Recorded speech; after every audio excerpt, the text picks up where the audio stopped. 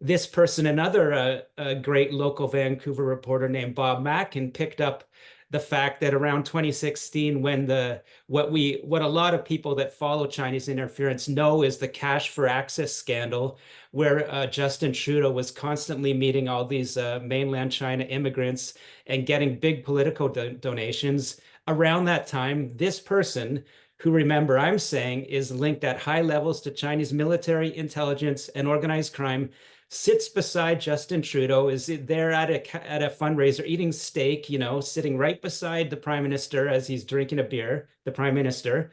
This person and his buddies in Vancouver sent a bunch of money into the Papineau riding of our prime minister in 2016, right? So I could go on and on, but when I started to dig into that, what I'm calling the core of China's interference, which is the use of organized crime, as it's called, the United Front Work Department has interoperability with Chinese organized crime in their efforts to corrupt and influence Canadian politicians.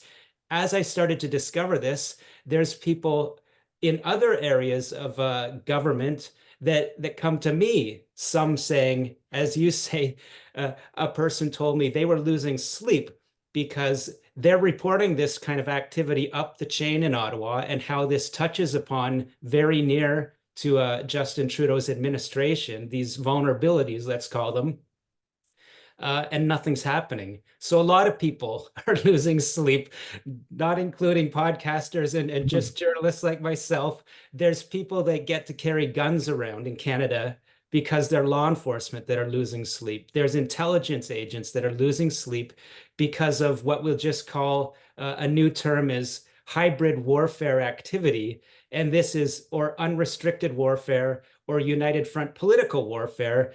And broadly speaking, that's the core of the election interference story. It's the core of the Chinese interference story, how they have so many channels of interference and influence, how they surround our politicians at all levels of government, First Nations bands, anyone in Canada, business leaders that could be of use to China is being surrounded and approached.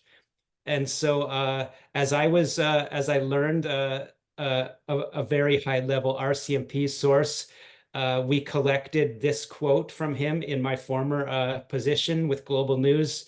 We were told there are so many politicians in Canada that are implicated.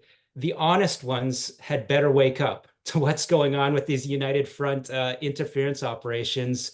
And of course, the implication of that statement is the RCMP knows very well that there are dishonest politicians in Canada.